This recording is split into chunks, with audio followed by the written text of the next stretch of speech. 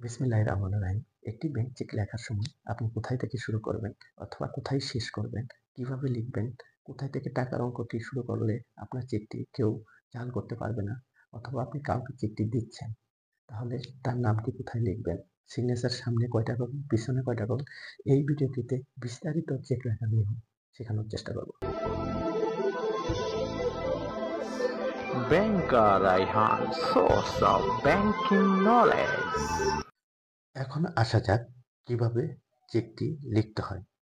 Check লেখার সময় কয়েকটি বিষয় লক্ষ্য রাখতে হয়, যেমন আপনি 20/10/2024 স্পষ্ট করুন, 20/10/2024। আমি যেভাবে লিখেছি এভাবে লেখার চেষ্টা করবেন, তাহলে ঠিক লিখতে আপনার কোনো ভুল হবে না। 2 নাম্বার যে পয়েন্টটা আপনাকে বলেছি সেটা হলো অঙ্কে লিখতে হবে।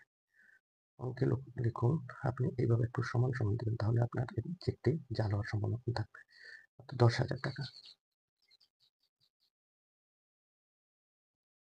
স্পষ্ট করে কোনো ওভার রাইটিং করবেন না, এইভাবে টাকার চিহ্ন দিবেন, দিয়ে ক্লোজ করে দিবেন, তাহলে কেউ এখানে সামনেও লিখতে পারবে না, পিছনেও লিখতে পারবে না। আপনাকে আবার বলছি, সামনে একটা সমান সমান চিহ্ন দিবেন, পিছনে এটা ক্লোজ করে দিবেন, যেন পরবর্তীতে কেউ এখানে 0 অথবা সামনে 1 এগুলো বসাতে না পারে।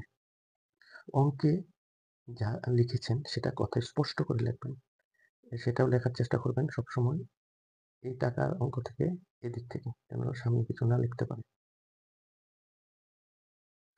10,000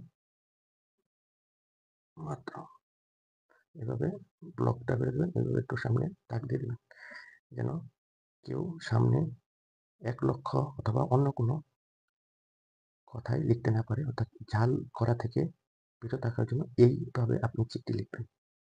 একটা বিষয় গুরুত্বপূর্ণ, আপনি যদি নিজে হন তাহলে এখানে নিজে লিখবেন, আর যদি কাউকে দেন, অর্থাৎ আপনার সুমনকে দিচ্ছেন, তাহলে সুমনের নাম লিখে দেবেন।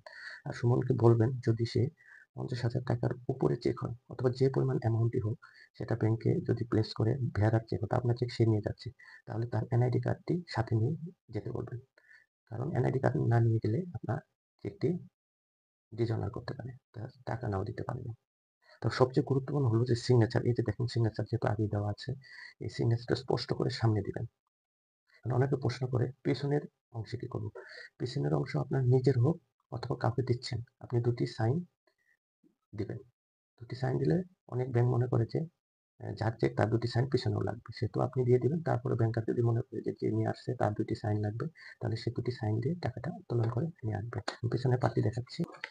পেছনের পার্টটি এভাবে, এখানেও ওই সামনে যে সাইনটি দিয়েছে সেটা দুইটা সাইন এভাবে দিবেন, পারলে মোবাইল নাম্বারটা দিয়ে দিবেন।